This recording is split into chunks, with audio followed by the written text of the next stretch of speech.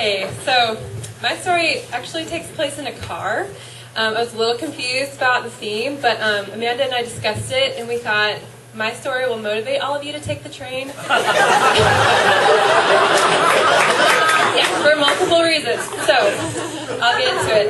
My actual story takes place almost 2 years ago to the day, April 3rd, 2009. But I have to give you a little context first. So I have to talk about November 17th, 2006. And that's the day that our first daughter was born. Her name is Amelia, and my labor with her took very long, 16 hours I think it was, 2.5 hours of pushing. There were forceps involved. The doctor's leg was like up, pulling my daughter's head, like very traumatic, not what I had pictured. So, okay, you need to know that. And then we need to jump ahead. Now I'm pregnant with our second child. And a week before he was actually born, I went into labor. I'm psyched. I'm thinking this is it. And I'm at home for like 6 hours. Decide to go. Had enough signs. It was time. Get there, and everything just stops. Like, they hooked me up to the monitors, and my body's just not on board. So I left that day saying, I am not going back to the hospital. I don't want to be there 16 hours again. I'm not going back until I know that baby is coming. Like, I want to go and like have an hour or something. Like, no observation unit this time, none of that crap, just like give me in a room. So we get to April 3rd, 2009. It's a Friday. And I wake up at like 5 a.m. with a very large contraction. And this was like another league. So I was pretty excited. But then nothing happened. And I went back to sleep. And that happened the rest of the morning. It would come like once, maybe twice. Still had my friend come over who was going to come over. Still agreed to babysit my friend's 5-month-old. Even though I was pretty sure I was in labor.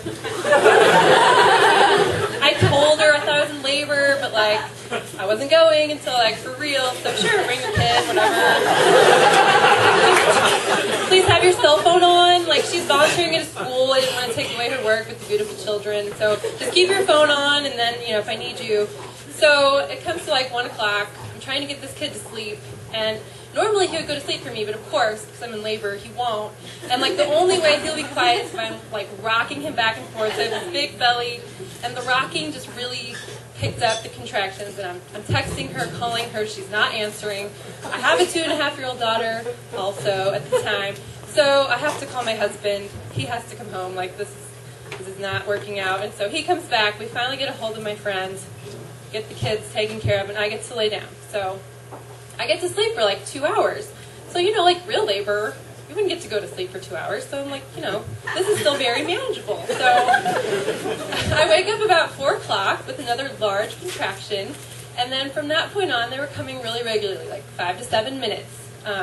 Like with my daughter, once they got to like where they were really doing something, they were like on top of each other, no break. I wanted to die, like stupid childbirth classes, like they tell you there's going to be a break. There was no break with her. Like, it was just like extreme pain to like, I'm going to die, back to extreme pain, I'm going to die. And so with this, it's like, oh my gosh, this is awful. But then it's over, and I'm like packing my bag and like getting my music playlist ready and making sure and like I'm all geared up for natural birth, and like so psyched, it's going to be different this time, you know, so much better. So I call my dad about 5 o'clock, like, hey, so I think this is really it, that my parents are going to come stay with my daughter. And he's like, well, your mom's car broke down, so I have to go get her first and then come. So I can come now, and she could just have to find a ride, or it's going to take like an hour to get to your house. And I'm like, well, I mean, I'm talking on the phone with you, so it's not like I can't talk anymore. And I'm like, sure, another hour, no problem. So we go on for like 45 minutes, and it really is fine. And then all of a sudden, there's this new level of contraction that I hadn't experienced with my daughter, because I had an epidural, and it was like radiating through my entire body, like, wow, the world's ending, like, whoa, okay. So Jason, my husband, decides to call my parents. They're only 5 minutes away, so I lay down on the couch, have another holy cow contraction, like, whoa. I'm actually like gagging at the end of it. I'm like, okay, I think we need to head towards the car, because we live 3 miles from the hospital. We live up of Del Mar and Midland. We're going to St. Mary's on Clayton. So, like, yes, we're pushing it a little close at this point, but like 3 miles, right? No big deal. So I walk out to the car which is like a 20 to 30 yard walk, and I have my body pillow, which is like the length of my body, had been my very good friend throughout my pregnancy. It needed to come with me. And I really wish I had video of me waddling down our front steps and to my car, because we parked in the middle of the street on this road, and like really just getting to the car was pretty hard. And at that point I'm thinking, like, we might have waited a little bit too long. But again, like, we're 3 minutes from the hospital, so like I'm thinking, okay, we waited too long, but like they're gonna use a wheelchair, you know, and I'll just like be on my knees in the wheelchair and then like get me to the room. Like I've seen this on TV, like they just take you in real quick and then you just have a baby, and that's cool. No observation unit. Yeah, that's right. So I get to the car finally, and I realize I can't sit down in the passenger seat. Like, it's just not going to happen. So I put my body pillow along the back seat, and I just get on my hands and knees. Like, I can ride this way for 3 miles. It's going to be a lot more comfortable. Like, this is good. Okay. So my parents arrive. Jason comes to the car. Right when he gets there, I have another enormous contraction, which causes me to dry heave.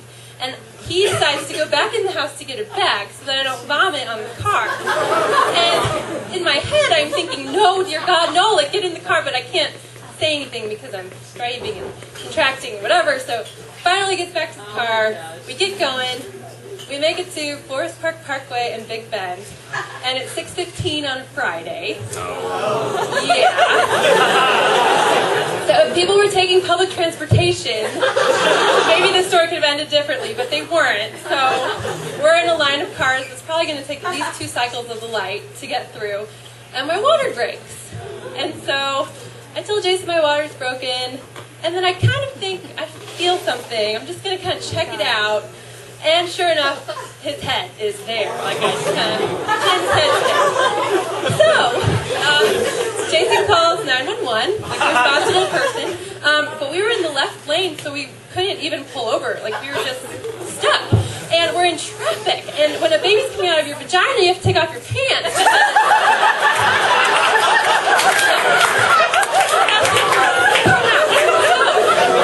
I now have to take off my pants and be on my hands and knees with my ass against the window. I mean, when you're stuck in traffic, you look over, you know, holy, so I don't know, like, where the window ends. Like, I don't know if they just saw ass or if they saw maybe, I don't know.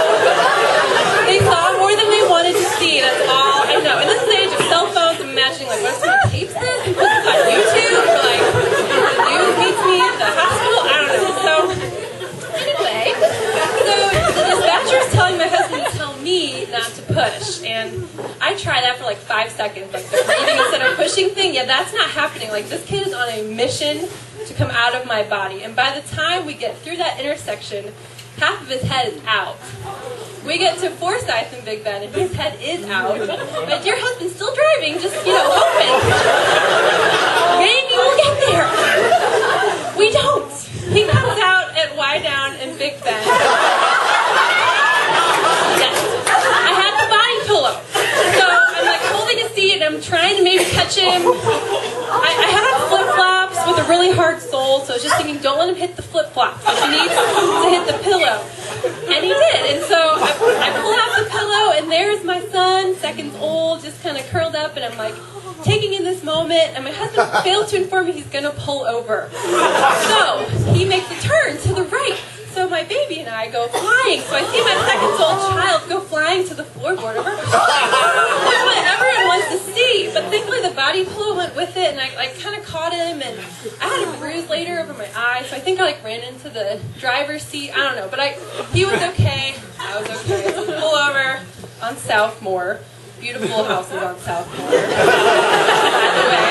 So just sitting in the back seat, like kind of in shock, holding my baby. They're telling us to tap his feet to make him cry. So he's getting air and crank up the heat, and we're just waiting for the cop to come. And felt like a really long time, but it probably was just like a minute. And he gets there, and then he just stares in the back past the driver's side window. He just stares at me through the window, and like, I'm exposed, like my lady business. I'm holding my baby, and his hands are down, and he's just staring at me, and he turns to my husband and is like, congratulations. That's